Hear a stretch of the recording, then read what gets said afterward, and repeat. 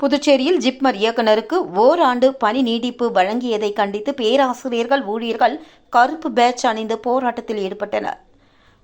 புதுச்சேரி கோரிமேட்டில் உள்ள மத்திய அரசின் ஜிப்மர் மருத்துவக் கல்லூரி மருத்துவமனையின் இயக்குநராக பதவி வகிப்பவர் ராகேஷ் அகர்வால். அவரது பணிக்காலம் கடந்த டிசம்பர் 31ஆம் தேதியுடன் முடிவடைந்த நிலையில் மத்திய சுகாதார அமைச்சகம் அவருக்கு மேலும் ஒரு ஆண்டு பணி நீட்டிப்பை வழங்கியுள்ளது. இதனை கண்டித்து ஜிப்மரில் அனைத்து மருத்துவ பேராசிரியர்கள், மருத்துவர்கள், செவிலியர்கள் மற்றும் அனைத்து தரப்பு ஊழியர்களும் கருப்பு பேட்ஜ் அணிந்து நிர்வாக கட்டிடம் முன்பாக ஒன்று திரண்டு போராட்டத்தில் ஈடுபட்டனர். ஜிப்மர் மருத்துவ ஆசிரியர்கள் சங்க தலைவர் டாக்டர் ரவீந்திரன் தலைமை தாங்க ஜிப்மர் மருத்துவ ஆசிரியர்கள் சங்கம், மருத்துவமனை ஊழியர்கள் சங்கம், SC/ST ஊழியர்கள் நல சங்கம், SC/ST ஊழியர்கள் மற்றும் சிறுபான்மையினர் பணியாளர்கள் நல சங்கம், OBC ஊழியர்கள் நல சங்கம், தேசிய முக்கியத்துவ மருத்துவமனை ஊழியர் சங்கம் ஆகியவற்றின் நிர்வாகிகள், பேராசிரியர்கள், மருத்துவர்கள், செவிலியர்கள், அனைத்து தரப்பு ஊழியர்கள் கலந்து கொண்டனர்.